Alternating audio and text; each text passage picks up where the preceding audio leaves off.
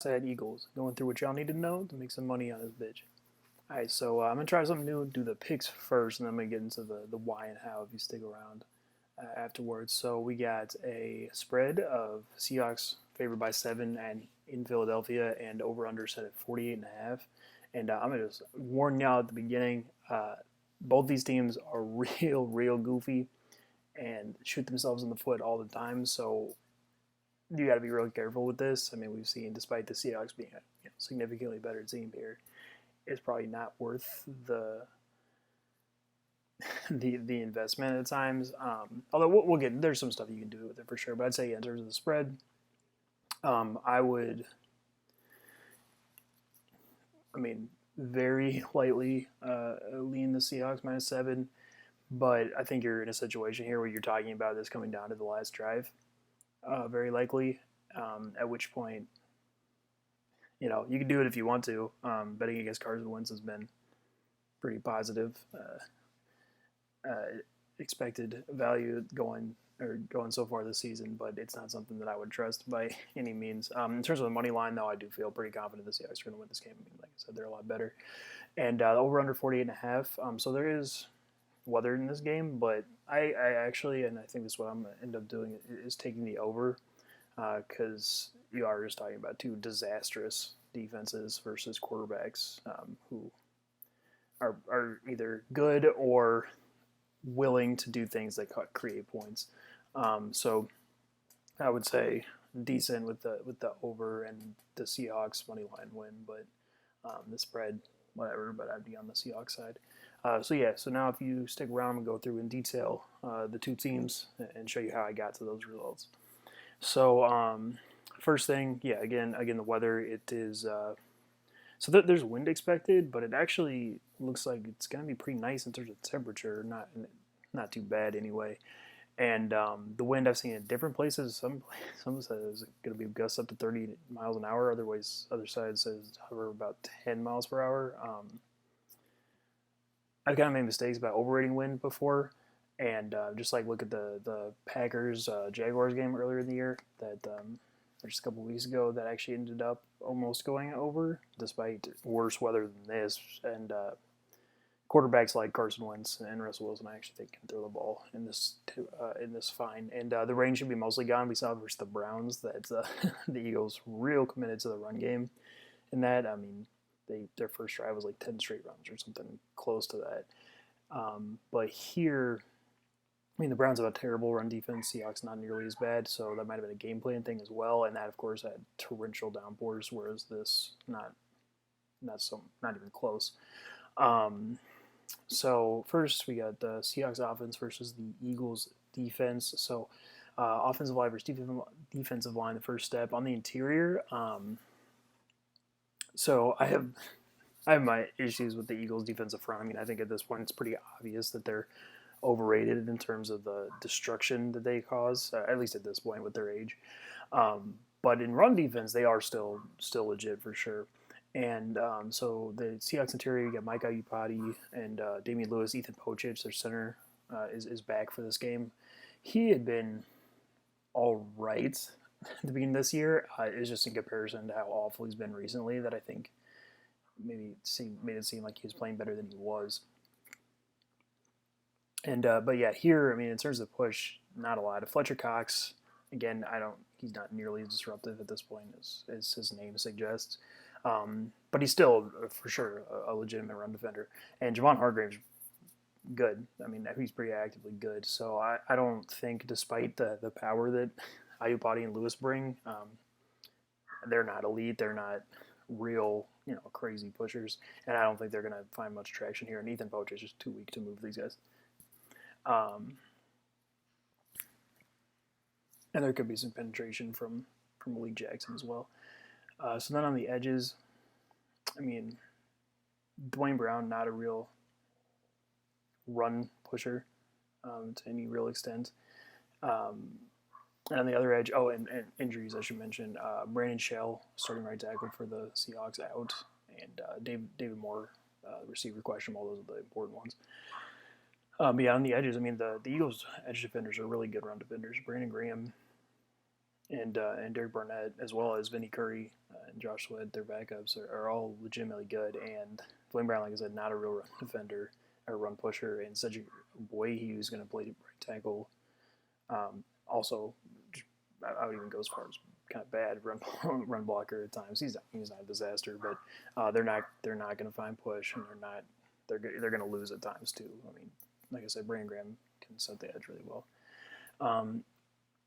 But maybe more importantly, then you get into the second level, and that's the second level is where the Eagles really run into their issues.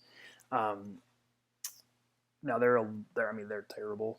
Basically, they've been a little bit better since Nate Gary went out. Kind of addition by subtraction there, but they still start. I mean, Duke Riley is maybe the worst linebacker that gets time in the NFL. He's way up there, way down there for sure. And there are other guys. I mean, I actually think Alex Singleton is flashed okay and done some okay things, but he's still. I mean, he's not a down to down preventative guy. And T.J. Edwards, the best of the three, is fine, but he again, he's not really notable. He's not going to single handedly stop the run. So that there is some exploitable stuff there, though I will say the Seahawks do have the worst schemed run game in the NFL, and none of their players are barely worth anything at the second level. Outside of Dwayne Brown a tiny bit, but even it's not something that he's real notable with. So the overall run game, Step 3, I mean, it's bad. It's really bad. Actually, I'm going to frame it like this. It's going to be really bad on a like per carry basis.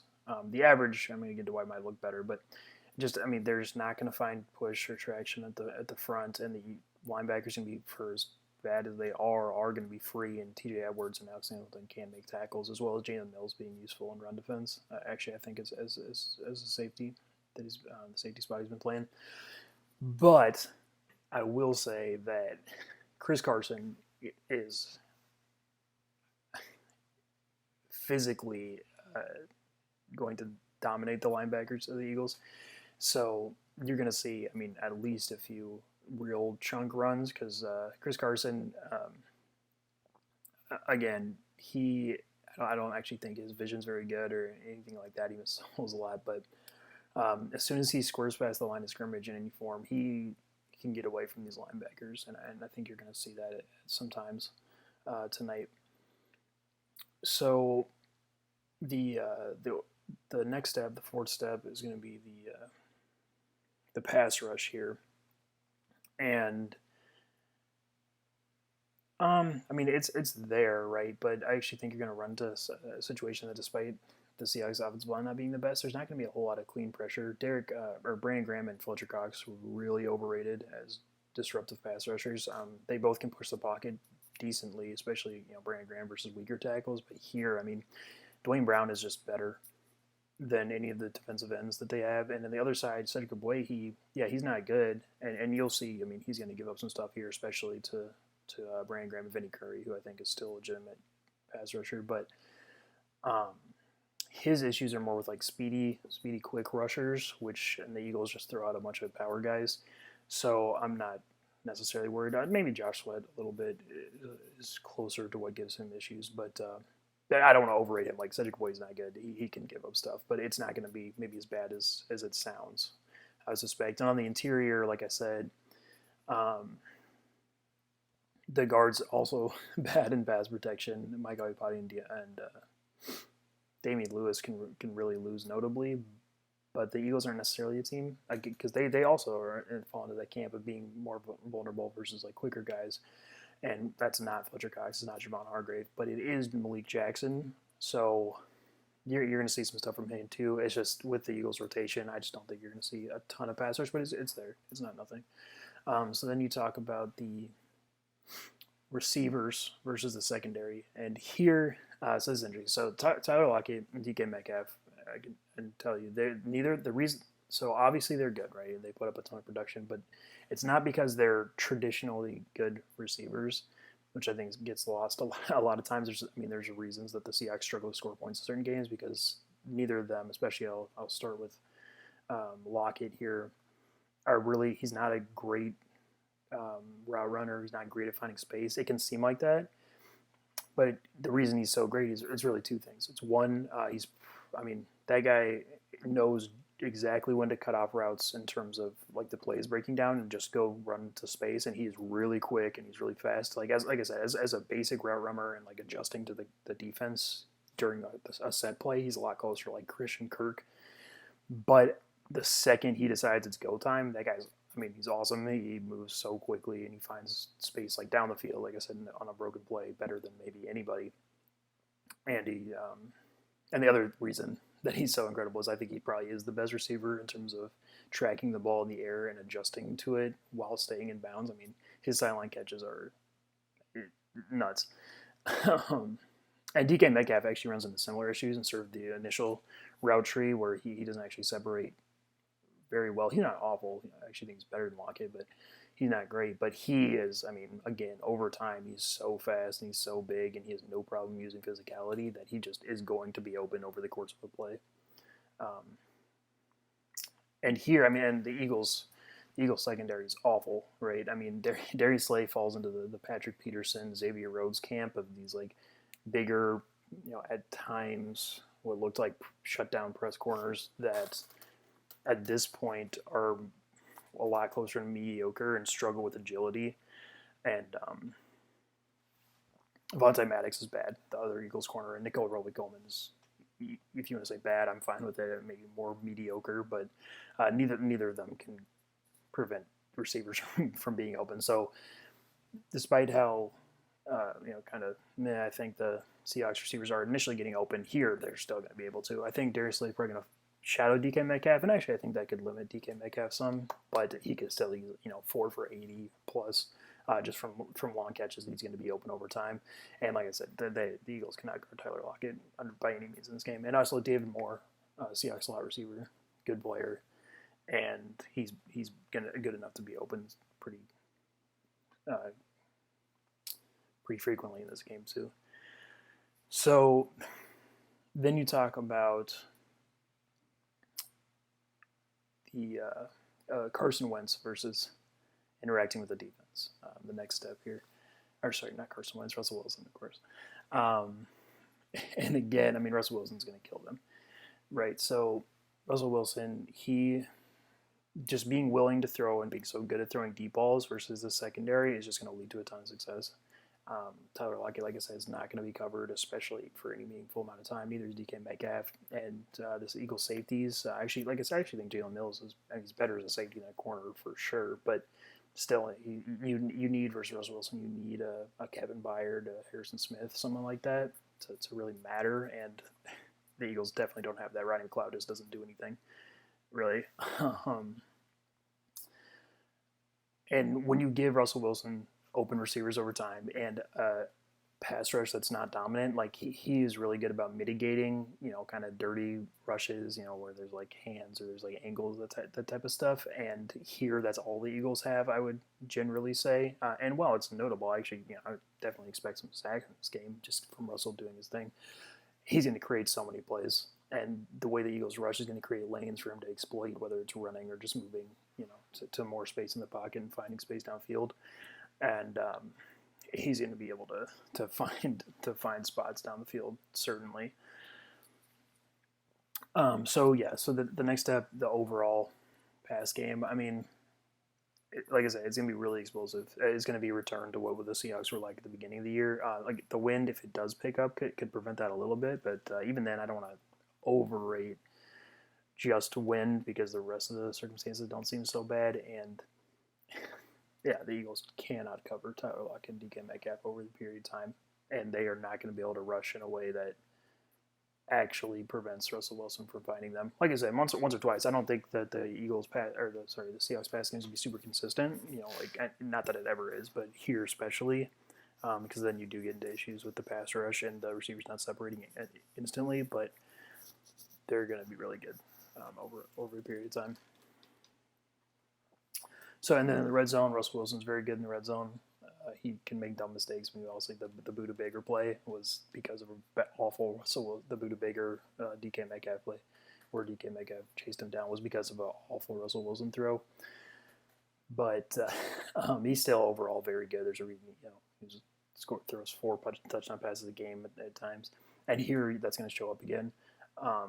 Because running the ball is not impossible for them at that point, and Russell Wilson has enough to work with to create touchdowns that I'm not concerned about it, about them performing the red zone this game. So I'd say for an overall point spread, so um, I would put them in the 30s almost certainly, but actually two things. One, the weather does temper that a little bit, and with the Seahawks, I mean, we all say they're just incapable of really blowing out teams because they just shoot themselves in the foot so much. And so I've kind of learned with the Seahawks, I have to tie what I expect them to score to the other team, and we're going to get to that next. But I would actually, I would end up bringing that down to maybe like 28 to 36. Like it's still way up there. Like I said, the Eagles cannot stop them any meaningful amount of time, but maybe not quite as high as I would, on first glance think it would be.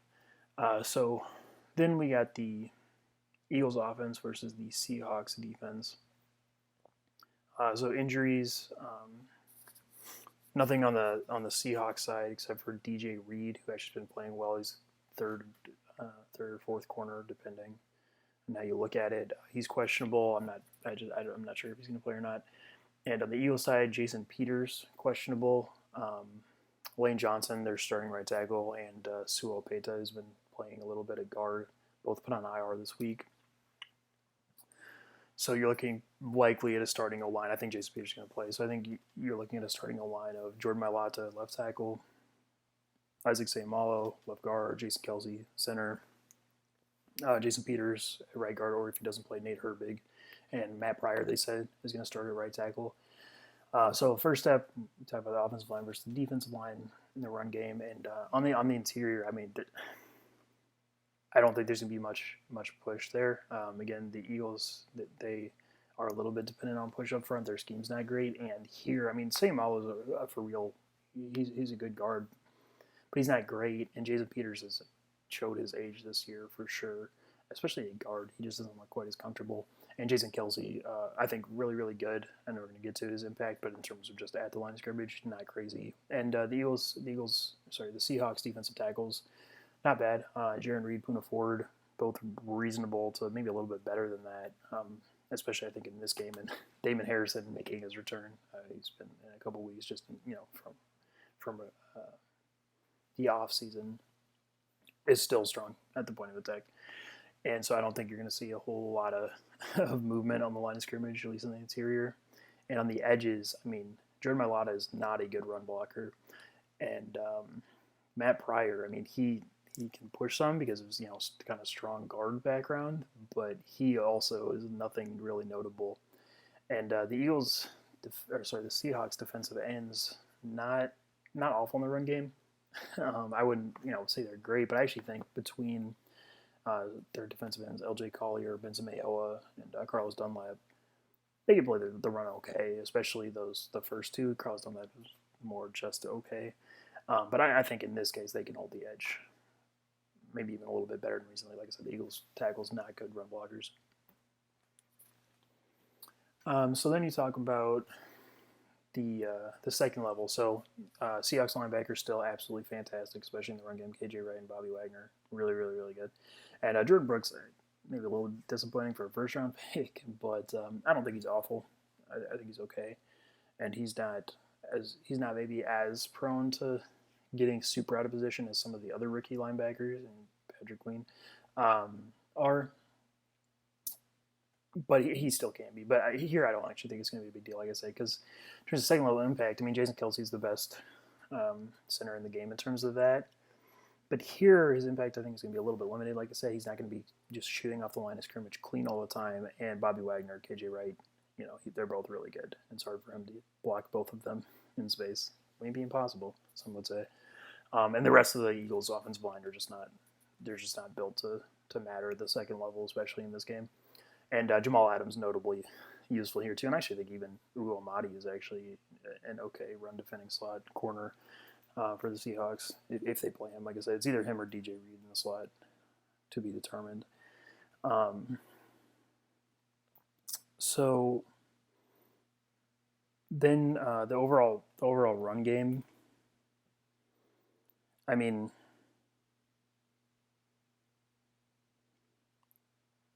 not good, bad even.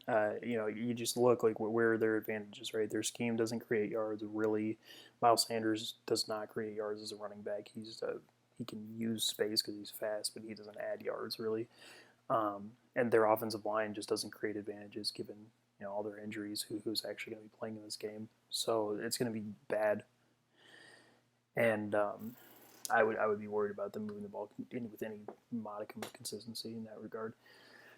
So then you talk about the pass rush, and here, I mean, on the interior, actually, the Eagles are going to be just fine.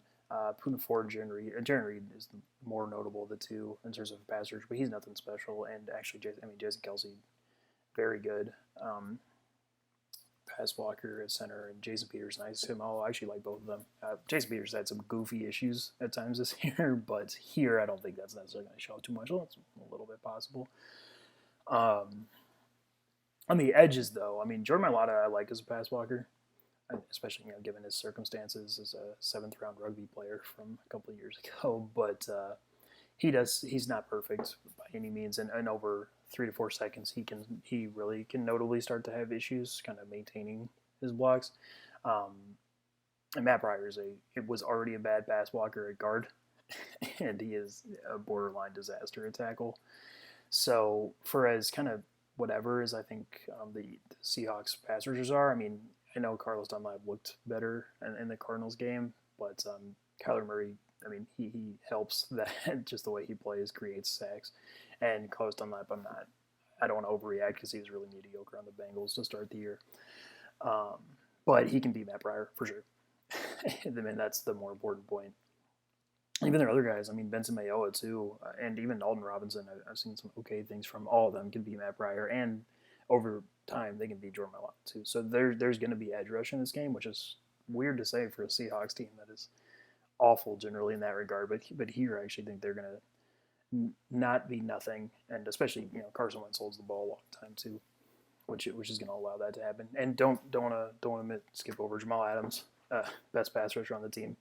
And he could kill Matt Pryor in like one-on-ones, I'm sure, as a pass rusher, and I think he probably will in this game. So then you talk about the receivers versus the secondary, and so Seahawks secondary, god awful, right? But here I'm actually not quite as worried as normal. I do not want to make the mistake of assuming they're going to be good because they've clearly proven this year that they are not. But you got to look at the matchup, right, with the Eagles receivers. So the Eagles starting or playing likely Jalen Reagor, Travis Fulgham, Greg Ward, and we'll see how much Alshon Jeffrey actually gets in the game.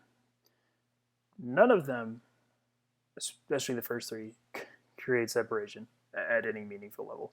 Jalen Reagor has not been impressive so far. Maybe he's obviously he's dealt with injuries and being a rookie in this season with no preparation really, but he hasn't been impressive. Travis Fulgham, right? He's made his plays by just catching jump balls effectively.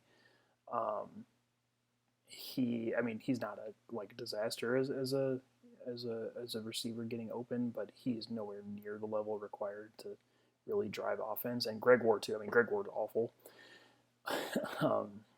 especially versus any player with any real athleticism. He can sit in space short, fine, I guess, but it's nothing special at all. But this is just bad versus bad, right? Because the Seahawks get Shaquille Griffin back from injury. He's not good. He gets overrated a lot too. There's a reason that even when he was in, they gave up a ton of points. He is just a stiff press man corner who can't keep up with any form of agility. And Trey Flowers is that, but worse, the other corner. But here, that actually might be useful, right? Because for as bad as they are in this matchup, they're not going to get dominated because, like I said, their weakness is just with good receivers, obviously, but also with more quickness and speed, which the Eagles lack pretty notably. given who they're going to be playing. So I'm not quite as worried about the Seahawks secondary as normally they would be. Like, I don't think they're going to be historically bad in this game specifically. And their slot corner, so again, Greg Ward playing the slot, bad. But if DJ Reed is out, and like I said, DJ Reed's done some nice things, and I think if he plays, he will actively like shut down Greg Ward. But if Fugo Amadi plays, he's not good in pass coverage. He makes mistakes all the time. And in something, it's a situation where it's bad versus bad, the tie effectively always goes to the offense, in which case Greg Ward actually might be able to help in possession sometimes. And then you got Dallas Goedert, Eagles tight end, who good, like really good. But here I think he's going to be limited some. I mean, Bobby Wagner is more of a reactive middle of the field pass defender. I mean, he's great at it, but he's as a man-to-man guy, he's not crazy. He's far from the worst in the league.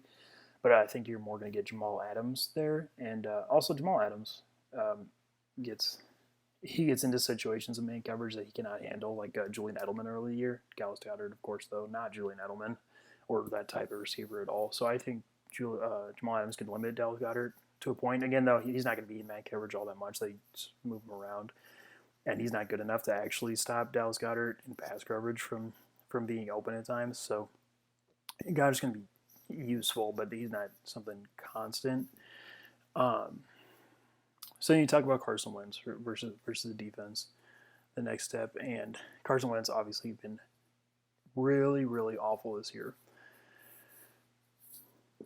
And here, there's not a ton of encouraging things, but there's also not a ton of real issues. Because like I said, so while there's going to be some edge rush, it's not enough to make me worried about him ever getting the ball off, and he can still move around in the pocket, and he can escape from the type of pass rush he's going to face here, and make plays to a point. And listen, Carson Wentz says something.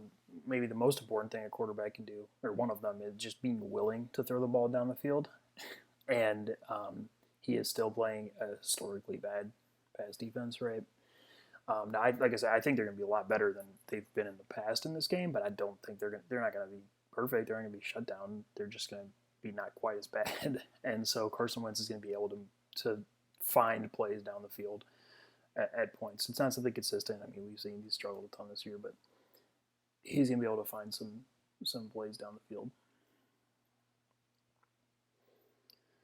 So then, so the overall pass game, again, it's something where I think they're going to struggle. It's actually similar to the Seahawks on the other side, just a worse version, where you're going to see them struggle with real consistency moving the ball, but it's not awful. I mean, between their receivers, kind of, like I said, it's really their receivers are more like tie versus the defense, and generally that it benefits the offense at least a little bit.